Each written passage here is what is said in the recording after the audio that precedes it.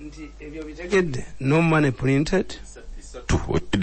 What had appeared to be extra money appeared to be luggage, unauthorized luggage, and its owners are identified who have no connection with the Bank of Uganda. You would think nti bino byabana abagenda si byabwe. The owners came. Abagenda nti bana abaana batwalya mu jaketi zaabwe. Si byabwe bananyiriyo bamanyiddo. Era neewunyeza mbono wali venio soli tadduka emisinde abitakisinga bulijjo bitawo bitakisinga gwe why bano beregamu kibango era nze ngamba president musaba ti omwana yaleeta changes awo bafuuze buli nnyonyi yonna ayina mukuuma musajja musoga iyo changes ziriwo ate ennyonyi babadde bazaaza diplomatic bags nga mwe babiyisa. This is a more serious issue. Obanga babadde babiyisa, it requires overhaul of security at the airport. Kubete bakasooka kubbira waawo. Basooka ne bagamba nti kisawe ky'Entebbe tekina mataala tekina cameras. President n'abagamba ne ba-identifying a company nga Mukasa Mululi bw'ali Abayisirayiri. Bw'oba oli mayiro 5 nga tonatoka ku airport ekyuma kiro what inside your work. Mukasa Mululi erimu kuli B nerikola minority report. Ne bakuba Mukasa Mululi. Naye akasajja k'essironko ako nga compilinzeeko data. Ne bakuba Mukasa Mululi ne bateekawo kalulu okulutu. Omanyi gwe baawa okukola Entebbe Sekanyolya. Cameras. Tubakubireko mu ngalo muli basajja. Ne babagamba ku airport nti bayino enkola etikka abantu ku nnyonyi. Ha butafiire baali batutte omukozi wange. Bayindi banne baamuleeta wano nga bamuwa obusente butono. Najja bamutikka ku nnyonyi. Butafiire yabaga nti abange.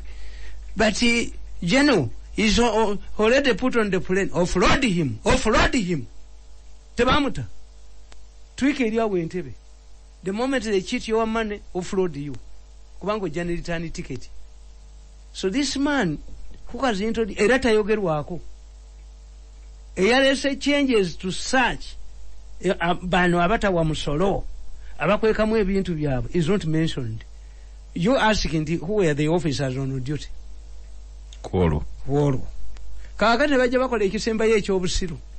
Nti abakampuni eri batugambye bwe tunaaba tuleetera muleetayo n'endala economy mugitire eddala basajja balance ono omukazi atunda omwenge najja ewaka nga akaana kadduka n'akatuma gendo ga Mirundi ampeere balance wange balance nja muleeta nga nzija okunywa wala gy'omulala. That's not mentionable. It's not mentionable to members of your family. Nti on addition kuzeba kubanja neogera kuddayo nywe atunegotiate nze nti bajja tusasula munga tuleeta sente endala ezasigaddeyo. What type of economy you are running? It's only because kitegeeza kyobola abantu budget bagisoma mu trillion. Reduce it, make it in simpler terms in dollars. Trillion. Fabasoma propaganda tubimanyi. Nti president yabagamba nti tujja kufuna amasanyalaze mu myezi 36 ng'ategeeza myaka 3. Nga when you mention 3 years abantu bagitating, you mention 36 months because many people cannot take me convert if each year is 12. 36 minutes 3. Abayina obwongo wapo tuli batono. Erimu trillion. Reduce it.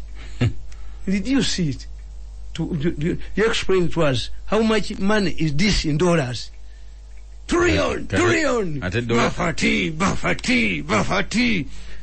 Dollars zitegereka mangu nnyo ku muntu wa bulijjo. Anti international. Tutegeere mu dollars zirimeka. Kwa trillion is misleading. Atobigula mu sente zo. Nga bwenda baba Abotodde. Mbu omuzanyi webongeza asambira sente zino. Muza Uganda zino onagula w'ennyanya. Muziri. N'omulaba n'engalo biye. Ebyawono bimukwatira kuwa. So, kakati ekyo kiveeko bwe tutyo. If we want to read, to have details in the Bank of Uganda, read my book on Tuesday, Abanyampi. Okay. Yes, it is in English, in Luganda, in Runyankole, and Luo. Mu Luganda tunafuna ng'ekyo kivunula. Era Abanyampi. Okay. Hey. Okay, ku mukutu kwe tuli dakika 6 zaawukanye ku ssaawa 4 ez'enkya. Amanya Museka yavuma abaagala obugabe nti bali mu mezi nga bano bye boogera biwunyanga ebinyampo. But language yaabwe yeeyo. If you want to illustrate that point, who is a munyampi? Omunyampi yabeere wali abakulu. Bo ne bakwata katima ne bamuwaayiriza oyo ye munyampi. It's not obscene. Okay. It's not obscene in your language. Kakati njagala obabuulira. The impending disaster in Kampala. Chitaka is going to be worse than Gundi. Jennifer, Nwachi. Walutwe ya pussy. Walutwe ya pussy. Yatawanya ababota. Naye mutuno y'omutu gwa mutabani wa Mirundi. Nange neeti olumu bannange. Nange neetya.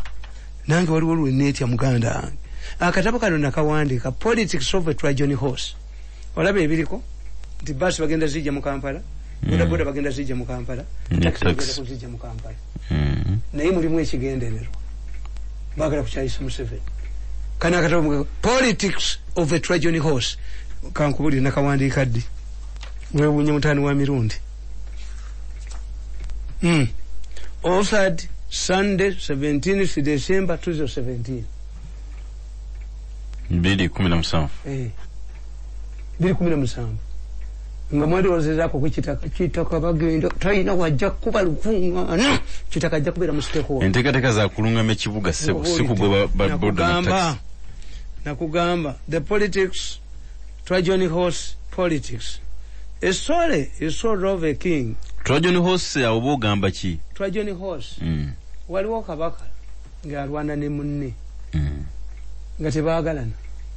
Kakati kabaka oli yali mugezi ng'ono ayagala nnyo eby'amasaali n'amubajjira endogoyi n'agiteekamu ab'amajeebe n'ajja nga bagisindika. Kabaka olwagitulako n'aga nti oyo kati afuuse muganda wange okuva lwampeereza eno endogoyi eno embajja ekitabangawo esule na mu kisenge kyange bayinza ogibba. Abasajja abaali munda ne bajaabya ne bamutta ekirono bwa kabaka ne babuwamba. Kye tuyita Trajan. Mu byofuzi tuyita Trajan Horse. Omuntu akola ekintu nga yeekwese naye nga kikukuba. Olaba mpulidde Mayiga ng'agamba mbu kati tufunye guno tufunye. Ssaabasajja kabaka Mayiga obadde mu Masaali bweru. Mayiga ave Masaka, you have never mentioned anything about Masaka. It was Kabaka himself. Yakyogerako. Kabaka nange. How can you say abo bonna bagundi butime balimu biine motoka ne bajookera ye Masaka? You remember as Mawulu? There is a government team which can send Fort Portal is a city, Mbala is a city, and is a city. Masaka is not a city. Yes, I said no. These are 70 enemies. How? Just balimu bigundi oyo musajja oyo azajooga Museveni. Tebamugamba kabaka yekyogereddeko n'aga nti nzire ye Kampala mbuuze onakyeteeka ku gundi wali oli mu Masaali gwe ebweru. This is an initiative of the Kabaka. In fact, singa mbadde mumanyi public relations gwe twasoma ffe ab'e Masaka mwaliisa olukiiko lw'e Masaka olwa district ne mwebaza Ssaabasajja Kabaka. Olukiiko lwa Buganda lwalitudde ne lwebaza Kabaka. You were all asleep. Layiro like an envelope. Tewateeka ku kintu kya Kabaka tokyogerangako. It was Ssaabasajja Kabaka himself and politely. Kabaka mugezi nnyo yasirika n'agenda e Masaka kuba teyali ogeredde Kampala. N'agenda e Masaka n'akyogera e Masaka. Yes. Era Kabaka yafunye political mileage lwayi nti bwe kibanga abantu be bonna bayina baminisita bonna bayina mu Buganda ng'ekyo tebasobola kyogerako. Kabaka himself n'akyogerako. You lost. Layiro like an envelope. Nankabirwa amobilizing abantu ku Mayiga yakola ki? Kabaka ow'ebweru. No. Yadduka misinde abadde ku massage simanyi kukyusa yingire mbwe mpulira. Leave. Omuntu ow'okubiri gwoyinza okwogera ku ffe chairman w'e Masaka yagamba ngenda mu kooti. The rest were asleep. Omanyi bagenda bano abasajja bwe baba n'asuula Museveni kubanga abali ne Museveni abamusuula bantu be.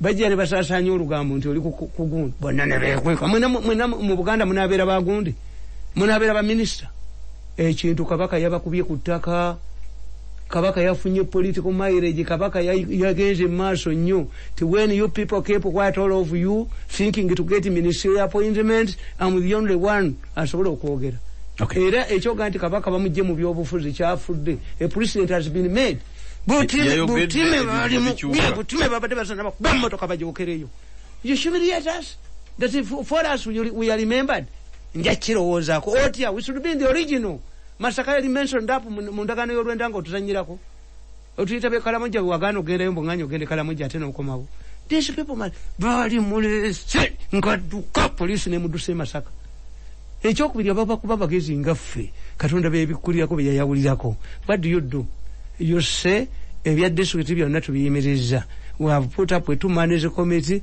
to review Masaka n'omuleetamu n'endala kakati after Masaka kati n'abembaale bajja wa kabaka naffe twogerereyo n'abembaale bajja wa Ssaabasajja kabaka and yes kubago bawulira yes you are increasing his influence you are reactive you are reactive why mukazi w'obwano banagenda ewaabwe tokkiriza nga beewaabwe kusalira gundi nti mukazi wa kakati okuddayo mugulire gomesi 3 ojja na 7 n'obaga nti oyo omukazi kajanjake omukazi gwe natume Dubai omugulire engoye abadde tannajja ezammwe 3 zizino n'ennya ze muleetedde because asanyukira naye twasoma nnyo Katonda yatuwa omuntu yenna talina nakyo intellect tasobola kusolve flamboyant extracted intelligence n'abatunuulira nga tebeereega okujjako obubbi oyinaki okujjako okubba ne influence wati gundi kati nkusomera wano nkugamba a story is told of a king who plotted to kill his rival from a neighboring kingdom. He ordered his carpenters to engrave a wooden horse in which he put highly trained men inside and donated it to his enemy. On the outside, the wooden horse appeared good and harmless. The recipient king unknowingly accepted the gift in inverted commas and placed it in his bedroom. Consequently, the soldiers broke through the wooden horse and killed the king while he was in deep slumber. The invading force went on to capture the kingdom. This is how Uganda mafia operates. When they want to get money, they disguise their move as if to be trying to solve an existing problem. They even take a time writing in newspapers about an issue only to justify their intervention. During the preparations for walk to work campaigns of 2011, Utoda, Nakasero Market and Owino markets were targeted. This was intended to create a mass of unemployed people after displacement from their workplaces. They recently tried to use the same trick during campaigns to block tabling of the limit bill. When the president ordered for abolition of daily levies on taxes, cases officials defied the president's directive. This was meant to maintain the strike. However, when the president insisted, cases backed down. They did not abandon the idea though and moved to the taxi park, threatening to close it pending redevelopment. This too was intended to create more chaos. The president again stood firm and prevailed over them. Under the guise of decongesting the city, they moved on to bus operators and singled out companies that employ many workers. The motive is to create chaos in the city. During the same period, the KCCA has directed the closure of Namirembe Road and areas around Chikubo. This is the heart of the economy in Kampala. And like in the case of Trojan horse, the intentions on the surface appear to be good, whereas the real intentions is deadly. Finally, the opposition targeted border riders, especially 2010 group. The real intention were to dismantle its leadership the way they did Abotodde. The mafia gang, as usual, was looking for money. The opposition accused the border 210 of making it very difficult to display their red ribbons in the city. This explains why its leader, Abdullah Kitata, received negative publicity during this period. When they failed to create a mass of unemployed people to join their anti-age limit rallies, Dr. Besigye opted out. He had supported Patrick Amuriati as president, but Mao had to fight hard to retain his position as a DP faction from Uganda sought to remove him, headed by Nambos. Therefore, it is also clear that kakati okiraba basi bazijja mu Kampala. Kakati kambabulire ne basajja mmwe oba mwali emmere tujemma abaana baffe oba mujje waffe tubabulire emmere gye tuwa abaana. Mubuuze mama wange mmole omwana wamuwa mmere ki? Paka nkubuuze bw'eba empuuta bagijjeeko omusolo zolotya ku mukene. Kitaka. Ye nga gavumenti ejja omusolo ku mpuuta osolooza mukene. Ishu ya kitakiri. Kankubuuze. Boda atesasula etya levi nga abatakisi bazibajjako ze twayituyitiza Namusisi. Emitwalo 12 president yagijjawo. Kati ate boda omulamwa tunabaddawa. Omulamwa ku regulatinga ntambula ya mirimo. Can you regulate oyo ntoya pusi ali ne kitaka. Kitaka kye basoso mukola bamugaye nti naye ka twetegekere kitaka ka twetegekere. Temujja kusula government yefe mudduke. Ali n'entwe ya pusi basosi ne bamugamba nti omulimo gufudde. Awe wazalibwa kitaka wazalibwawo.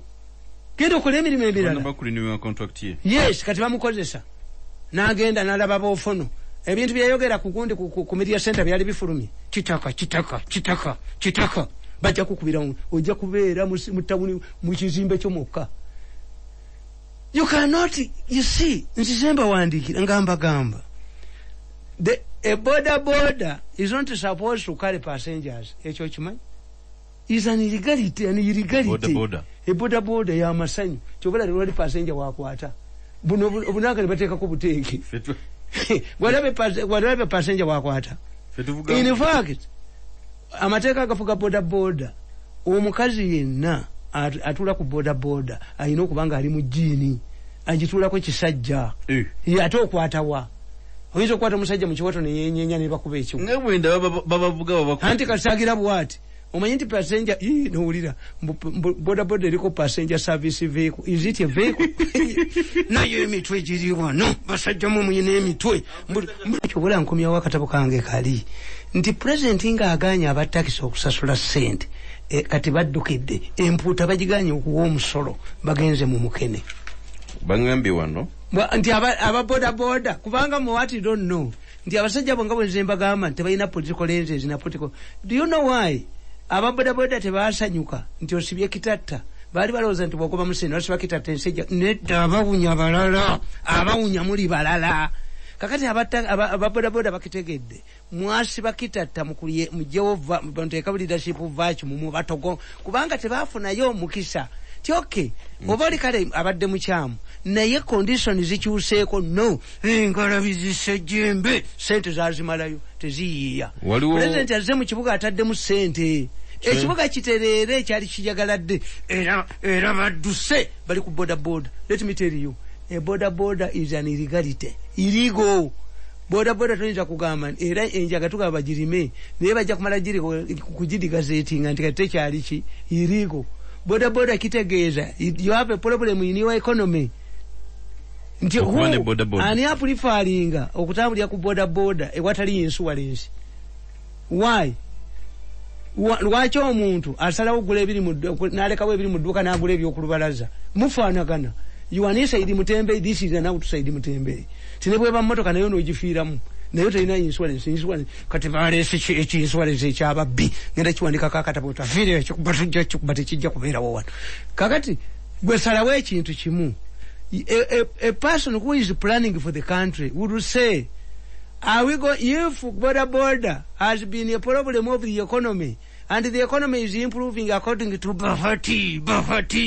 Nsawo ye improving nze tiyali sayina nyumba zimbi olubiri ewabwe lwajja okulekamu ng'atema yingira Rwanda. Kakati obanga economy eri bulungi, buy off these borders muzitwale mu Uguma abana mbawe ssente. Obanga ddo obaki bobe bakkiriza. Ye bazi bolonza bazagala bo babatte ekiro.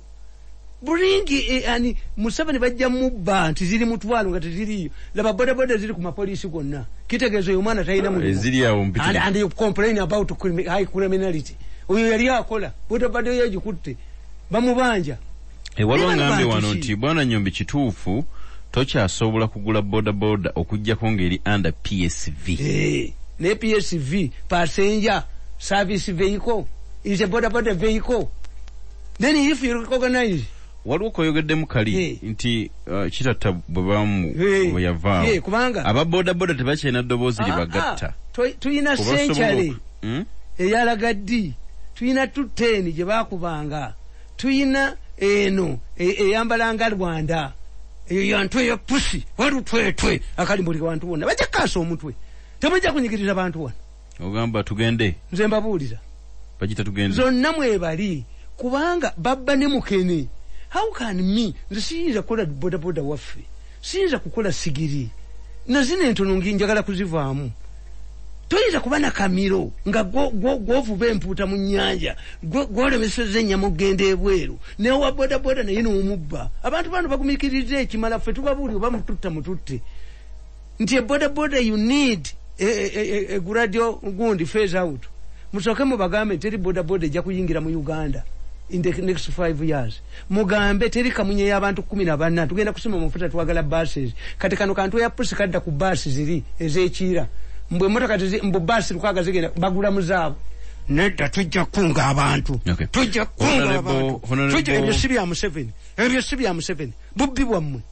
Kitaka tajja kubalisitewa. Muwolyo kitaka bakuba is worse than Musisi. Mirundi honorable Latif Sebagala Sengenda agambye ensonga ya boda era ali wamu naawe era ina kyateekateeka ne ku property rate tebiri fair na anti opposition egenda kukikola sabana webale honorable Latif Sebagala honorable naye yaleeta amabugo ebambi Latif opposition egenda kikwata bakitaka bakolera babye kubanga bakitaka bwe boogera ne bantu ya pusi balowooza nti boogedde ne Museveni kyekize kisula bamusine baani ntwe ya pusi yo mubbi ne banne. No, yabbe ekibuga n'akimalawo n'okula akatale k'egindi samanyi nagundi anoonya babbi. What about this man yagula akatale ak'ebiti akali wano? President yagamba abapaaka yaadi temuddamu kuzimbisa biti geti metallic. Omwana n'agula akatale ak'ebiti ono azunga buzunzi nga nvi tezinakwata ono nezikwata omulala. Why don't you arrest somebody yagula ak'ebiti wali akawusaafi ne muddira emaali y'abannammwe ne mugiteekamu ne mugisuulamu? These are issues nti bana abaana beerinanyanga abali ku Museveni Trajoni horse politics nti badidde beeyita bakitalo nnyo mulale tebagendayo oyo ntwe yapusa alinya mulale onajoga abantu alinya mulale kana kasajja kano akanerega kalinya mulale tuyinza okukola because informal sector ekyagenda mu maaso kubanga enyigirizibwa tewaliwo ddoboozi lisobola kuyamba abantu baffe ba bulijjo bali mu butale bali mu boda bali mu taxi n'ebirala. Kyokka banyaffe balina ebisanirizo n'ennazi bikyaliwo ate biri mu saluuni nga mukazi atalina nnazi na kisumuluzo kola amayengo twajja mu kibuga ng'enviiri bazisalira mu miti ani yabagobawo ab'emiti hygienic conditions ne bwajja obuveera bw'amazzi ani abunywa the cost of falling sick okulwala kolera okyamulaba akolera okyamulaba omusajja wa water mugisa yakola pipe si wonna mu ggwanga ne bamulwanyisa nti ate amazzi ge gali mu kazambi n'aleeta abakugu okuva ebweru. Kolera is nowhere gundi haji nayola ebisaaniiko kalooli ozirabamu situation changes the moment you create a middle class. Njinza babagundi aba boda mikwano jange, but I fear boda njitya kubanga omuntu ayinza okonda banti emirundi natukuba okuva emabega tojirinya. But I know nti ababana ba boda baba yina kye bakola adda weru agulonga yebase tasobola kubba tasula mayinja kiro nenkuga nti naye musisibwa ago baba tembe mu kibuga nabe sawa kitegeeza nti omwana yava mu kifumbira yabeera mu kifumbira naye gali mu nyumba ekiro nafuuka kifeesi bati bamanyi tebasoma bava makerere uyu kitaka mu binyo tulina omukubirawo ku sport yafunye bano balowooza basose mukanga mbu olifiira wawe kitaka ogenda kufiira wabo abaana ne bakuzanya no one cent ofunu media center ngenda kola bino kuba bakanze you cannot kakazi denjya kugamba nti mutunuulire Maama fina bamuliwi why abazungu balese sente wano okimanyi nti batadde ne department za university okusomera habo naye wabirabya Maama fina ate kati biri bimeka ebibiina byagundi bingi ono muwanga kapiteni muwanga ate muwanga oyo yali bakoledde mobilization yamanyi naye tamulaba tamuwagala mwangese good mobilizer muwanga singa yafuna nabamutwala kuwere nale mu secretariat asinga abantu bonna kubanga omulaba ne uniform waliwo mbuziza wano ti Mirundi Jennifer Musibu yabeera we yamukuba kitaka mukuba kitaka atakube obuzibu bwa Mirundi buli wa mu Kampala nze Mirundi ntambula mu kibuga n'abaana bange babamanyi naga agasajje waliwo abankubidde simu ne baga nti otuvuma mu lijana yotegedde tukutteko nembaga ne waffe nabagamba tumulabe empologoma ejojo badde nkuba mugitambwa nginza okulabika bwenti nti omwana nga nkubye nnyo naye bwe nsituka ku ttaka sisinze abaziba bakuga nti okatera mandu anti njinyeseza akayo kali bakaliijo tibo kube mando n'ogiteeka ku ttaka bwe situka ku ttaka abo tibasobola ne banga nti yabadde ayina balongo naye omuba amubbye ne ngamba dokita yamuzaalisiza sinze sigenda mu kooti naye bwemba mwejemu babiri ajja mwebanjiza nannyini zisiraga mu kooti oba weegaana oba okola statement tewali ajja kukola statement ensonga ya bodaboda nkulu ababodaboda bangambye wano nti abali ku watuba stage nti bo gw'eddoboozi lyawe kaakati bagenda kubagamba nti okuwandiikibwa okufuna mu Kampala olina kuba wa senkyale okuwandiikibwa okufuna mu Kampala ate osasulayo omutwalo olyoka okkirizibwa okukola mu Kampala kati babale nti ababodaboda emitwalo 3 mutwalo bubbi nze bankube ayita mu kibuga nsulawa Ajira Chief Sebagalanga nti agenda kusinkana ababodaboda Kawempe ku Mande mwenna nawe akuyite ataba abagundi aba people power sabakirize wafo kwogera kati olaba kye bakoze aba people power president yabawadde sente bano bagundi bayimbira Bobi Wine sente ne bazirwaniramu sente bwe bazirwaniddemu oyo simenyi banja omuyita banja bajjo ayina ekifo kye yaguze milioni 5 ayina ekifo kye yaguze milioni 5 agenda kupakingawo mmotoka nze mfunye mmeka mfunye mmeka abajjo bamugalidde nga ababbye ate basiru ate abamugalidde basiru waayi mukomusajja bamukuulya mulogi takubanduulu oba babakudde abaana babakuule temwali ogedde kati buli weenaalemu yenna yategedde ate ezo sente zavuddewo mbu babalimba basooka ne babawa nti bayimbira Bobi Wine did Bobi Wine have a contract with you naye bajjo yagamba tafunanga kusente kakati kankubuulize ne bakomawo abo abaana bagezi nnyo ne babayiiya tukoze people power marathon race olowooza sente bazirya abastate house be bazibalyako if a king wants to simul president tebamuyisaawo how come that these people who steal money are frequent visitors to state house n'abaana bennyini bakuga nti tubazanya tebazituwa zonna batubbako kaakati instead of okufa ekisiiri naffe mutubuulidde ababakolera nti oyo simanyi bajjo yaguze ekifo obukadde 5 waliwo omulala yaguze emmotoka 3 zimuwerekerako you can ring yabiguzeewa bino can anybody ring me nti there is a rally yabiguzeewa bajjo si wamwe si wa movement wa people power era sente ezo zezaali zikubya Kayanja nti Kayanja agundi linkiti jeno linkiti nga sente zezo kubate president yamu okuyingira mbayimbi ne bamubattula era nze mbabuulira abo bonna abayimbi be batwala ddabo ekibuuka muno kakanga balambuka ntwala mu kooti gwe musamanyi mbijirita ntwala mu kooti gwe otwala yani the ultimate goal of this courtship with bayimbi is to sell National Theatre mutuuza jjajja tunda dduke wanayite mu ttaka mbabuulira miso mirundi itano se kati sebo wa miso soko mbulire bajjo baggalira wachi anti tebategeera ye yogerera ku Facebook yogerera bidala tebategeera bali abaana bagezi bayayi bamanyi nti size bajeyo kati bano bati okwogera nti sente tetwazibawa twalyako bano ye blackmailers bajjo yafuna sente nkugaye nti ayina gwe yaguze wa milioni 5 yasigaza mmeka nakola lizi ya miaka 10.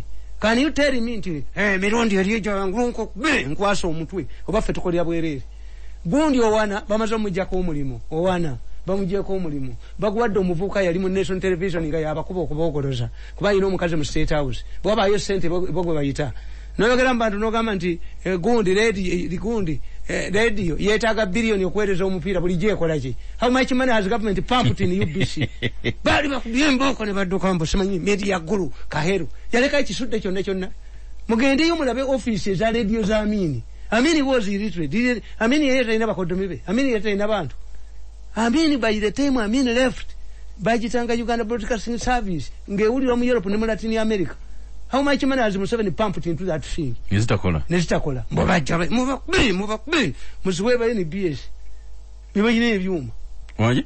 President yali asoma basoma budget nga kusita kuliko ndongo. Kuba mukaaga wano bwe tuli wano kusita kubeera kwa bayimba. Morning time, prime time. Yes. Ampriza katudde.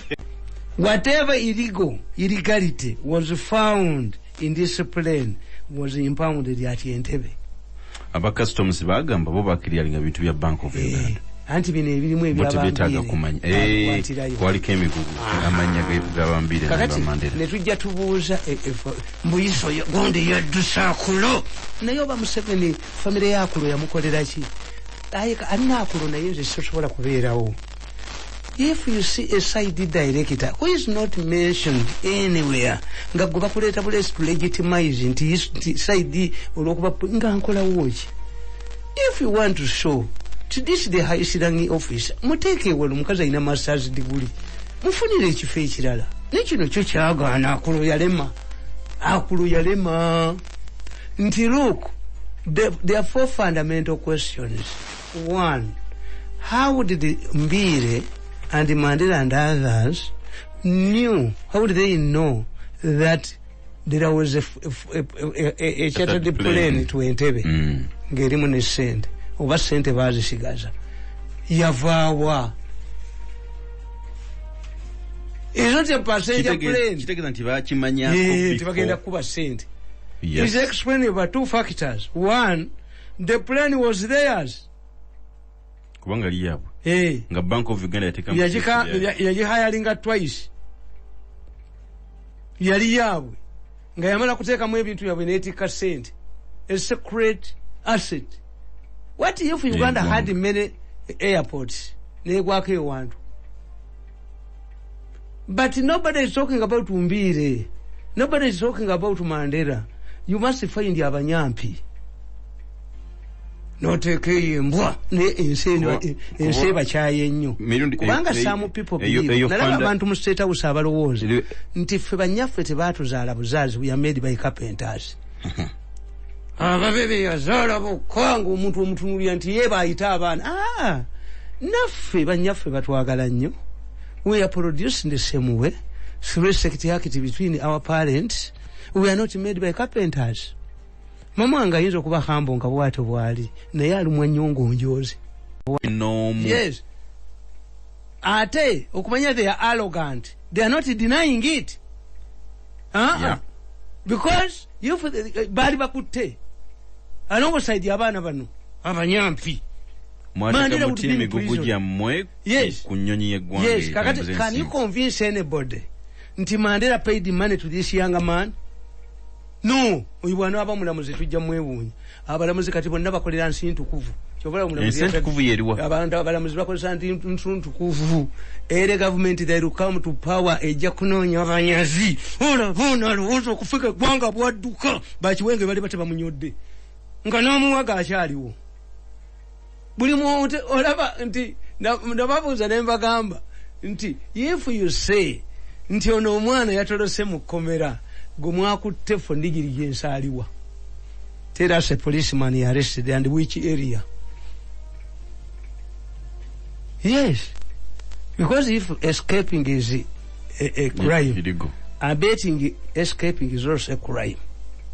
Before you choose, ate teri muntu yenna waliwo wano musajja nga mwita Kibuuka yali seti atone tinyefunza baba minisita n'abaleeta nga bakubye obukongovule tewali asobola kuyimirira naga nti nze munyonyi siinaamu mpingu bayinza okuwamba pilot abana abasajja mubatunuuliramu fe abamanyi batinyefunza ezo mpologoma Museveni yaziteeka mu keegi n'amala avaawo ziyinza obbatugaatuka mwete mwalaba kutinyefunza nyefunza yabanga agenda ewaabwe esembabule nga ayina helicopter hovering over emmotoka z'ekonvoyi ye yasiba Northern Uganda emyezi 6 nga tewali alinnya n'apromotinga n'amagye agage twagenda omwana n'ambuuza ekibuuzo n'amugaa nti gwe byokola si bya Museveni ate twaddamu omulaba twalinnya gundi yatugaa nti oyo chief of staff ono gundi omusoga bamuyitangani yagaa nti azze ne uniform eki naye nnyonyi ngenda gijjawo ngiteeke ku lutala ajja kusula wano ne busikiwe era bwe kyali na nyumba yasula mu ntebe. You don't know these people. Museveni yabateeka mu keegi n'avaawo ne zifuluma muddukamu nti ono joga abantu ate gwe ajoga abantu olina woyitira fenna tukwata migo ne tukufubutula tolina woyinza kuyita. So therefore who is arrested first?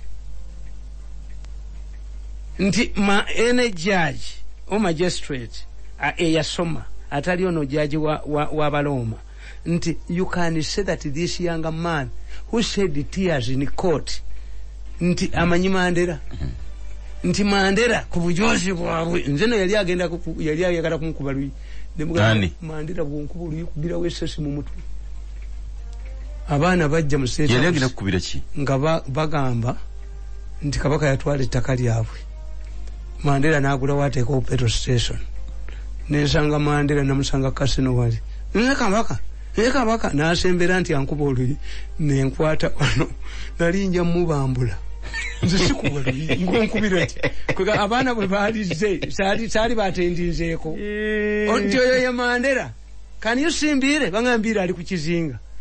He used to be my friend ne mama we nga njagala nnyo okukolera Museveni. Can these people access Mandela? Can these gundi bana abanyampi can access gundi mbire ku kizinga gyali pira ali ku kizinga so bano banyampi? That's a very important question for any sensible Ugandan. If there was money, the money would have been impounded per airport. 2, there is no printing of extra money. Okay. 3, ennyonyi eyali chartered by Bank of Uganda. Ebeera etyamu emikugu gyaki.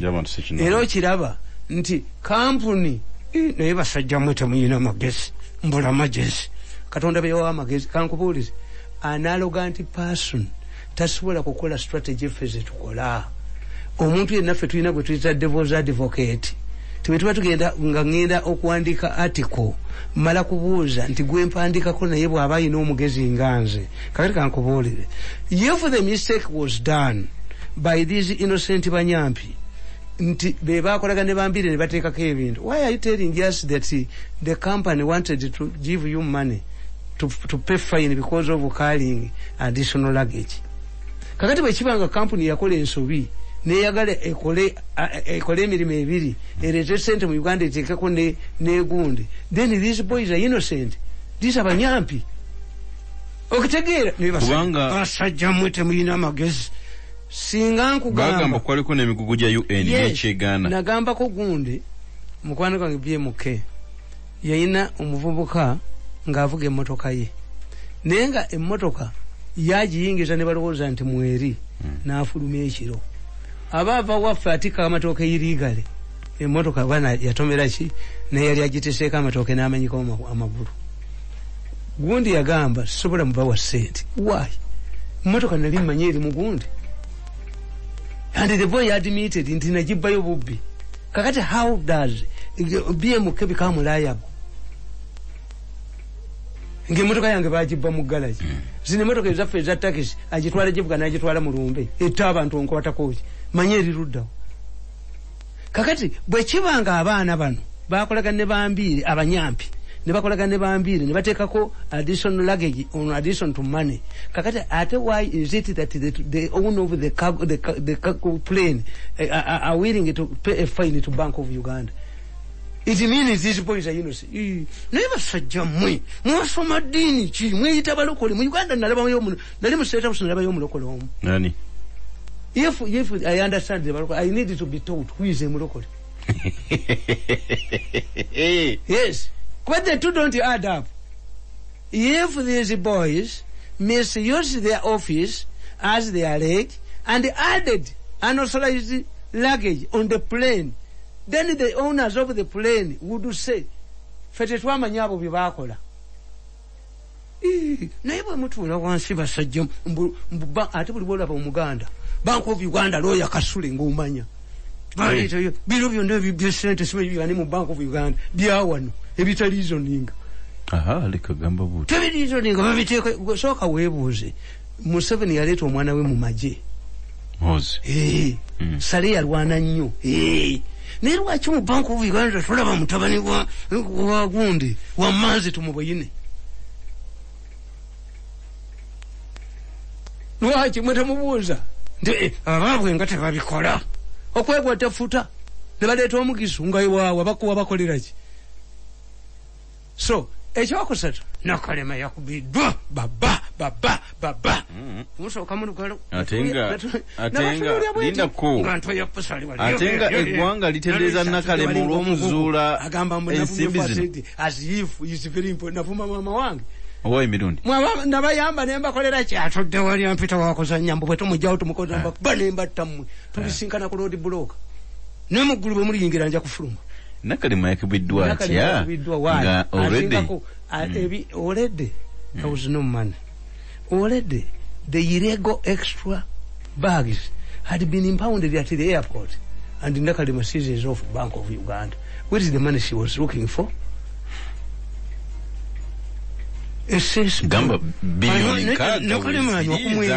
Nakalema chovala baffe tulabye nnyo. Nakalema bilioni nkaaga zaazu yinza okuba nga nanywa omwenge ogulimu obutwa. A drunkard can die of overdrinking. At the same time, a drunkard can die from poisoned beer. Nakalema anywa ku mwenge. Because if they tell you nti illegalities is nazabadde impounded Entebbe, why do you seal off Bank of Uganda? You will seal off Bank of Uganda if the money reached Bank of Uganda. If there is no money, kati yali anoonya kimese. Nakalema yayabise, Nakalema yayabise, afudde mangu nnyo. She has died below. Ejogoli. Nabalaba. Ne mbatuulira bwende nga ne bano gwe bazannya naye bamumanyi. Mukumuzannya naye mumanyi mmwe. I did not go to state house through civil service. No. I've never written an application in my life. I didn't see anything attractive there. In fact, if there is a period I don't want to be reminded about my life, the humiliation I went through in the state house. Sagala na kujijukira mbulamu bwange. Sisuubira ne mu muliro gyeri. Omuliro esukkawo ssebo. Eri better. Kapa ne kujoga, embwa ne kujoga, ono na kujoga, abantu ne bakujoga. Ntwe ya pusi n'entwe. Yendo naye kyaliraba. Ajja kukiraba teri ensonga mulo najja kuba nabire. Ndi akolima. Horse politics. Nti abantu bameka bafudde nti traffic jam. Nagenda ne mbagamba nti luno oluguudo lw'Namirembe lugendereddwamu kutta Waham ne Kwali Kolisero. Era olabe wakiseka wa developinze nnyo. Tewali ajja kwetiika bintu kubijja wano. Tewali boda, tewali iki. Mukana akatabo kano kenkugambye 2017 nga nze mwenye bakola waawo kwa mafi yanjirondoola. Kakati nkugambye ti abazungu bayiye wano sente mu research lubalula ow'abakimba ow'abaani ezo bannamba tabe bagendo zirya kyekikubya maama fina. Kyekikubya maama fina sente zazze mpitirivu Maama fina balibo munsa anti kati ekibiina tomanyi nti kati ekibiina bayita mu group nze kankubuli. I've got 3 good people by research abakulya university to help them locate that woman.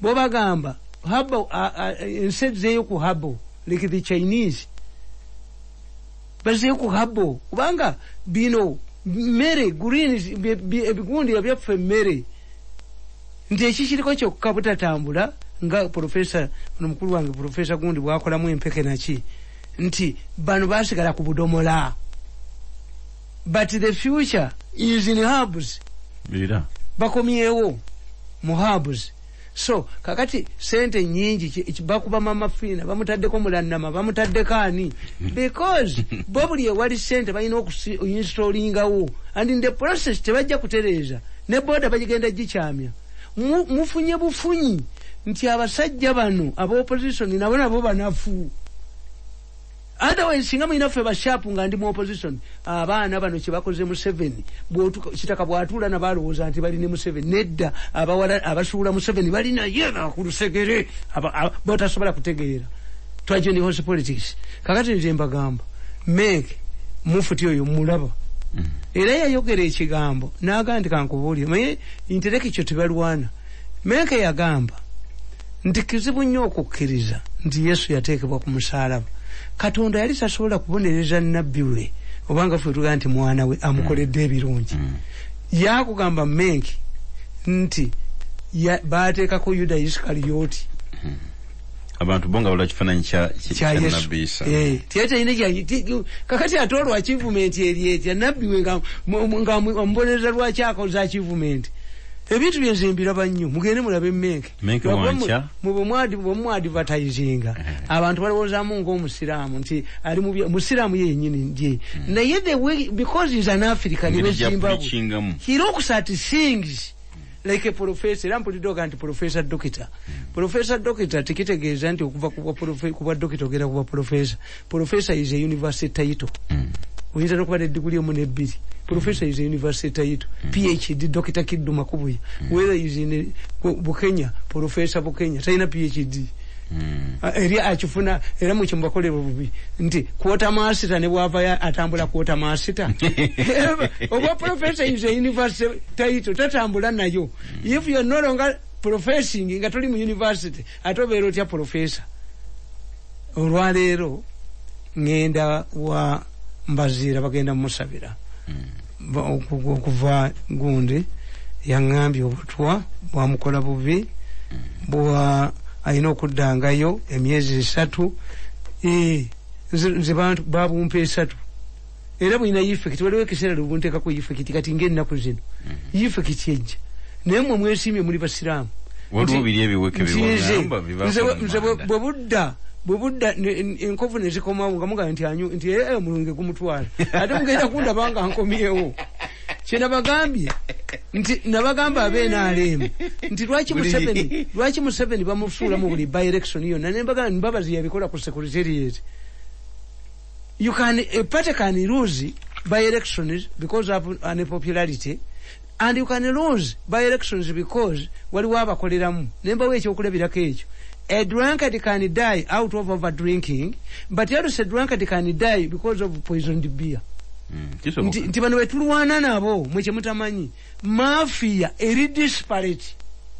Nti nabagamba nga n'obudde tebunnakya naye mbagamba nti budget yenu buli permanent secretary yenna weeyise agenda kaaba tebwayise na nnaku 2 omusajja talina nsonyi mukakanizi naga nti gwe naawe kati ndeesu definition empya waliwo accounting officer ne permanent secretary balemekwata bano tebakyayina nsonyi ono yajja okuzinda nakalema yajja okuzinda agalowooza sente kasekende yazibye najjayo nenebaba yajja okudduukirira ng'alowooza mbu waliwo ababbi kozi nga message ezitagala naye Katonda abampadde mwenanga bwe mwankuba nze sisonyiwa kubanga nze gyempaaba obanya walumba nze mulenzi gwe mwalumba nze oba mwalumba mulala nalweiso mwalumba nze nakalema oba mwalumba mulala bonga balowooza mbu embwa bw'ogijjano ng'ogiteeka wano najja kulambula bisenge nze negira muntu omu Museveni era nja kusigala naye naye bomba mulowooza nti mulinda bako mu State House